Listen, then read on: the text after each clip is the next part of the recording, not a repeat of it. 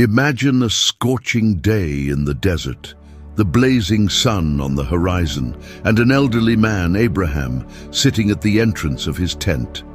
This is the beginning of one of the most remarkable stories in the Bible, where the divine meets the human in a promise of hope and faith.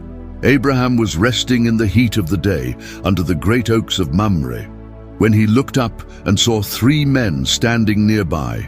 Without hesitation, he quickly got up, ran to them, and greeted them humbly, bowing to the ground. He did not yet realize that he was in the presence of the Lord himself, accompanied by angels, but his hospitable heart led him to offer them all he had. "Please, do not pass by. Let me bring you water to wash your feet and some food to refresh yourselves before you continue on your way," Abraham said. The 3 men accepted, and with great enthusiasm, Abraham hurried to prepare a banquet. He instructed Sarah to knead flour and bake bread, and at the same time he ordered his servant to prepare the finest calf. He served the meal with milk and butter and stood nearby as they ate under the shade of the trees. During the conversation, one of the visitors spoke and said, "I will return next year, and by then your wife Sarah will have a son." Sarah, listening from inside the tent, could not help but laugh.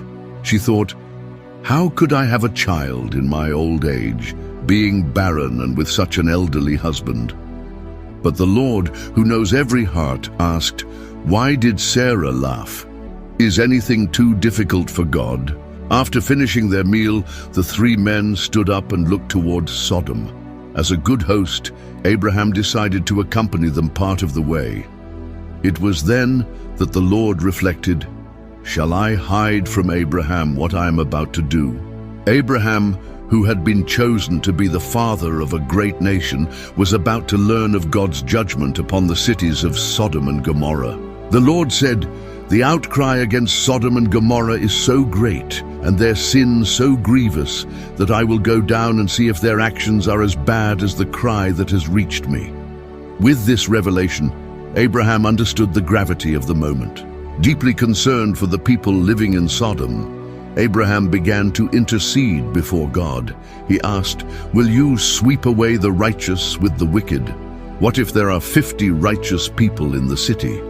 And the Lord replied, "If I find 50 righteous people in Sodom, I will spare the entire city for their sake."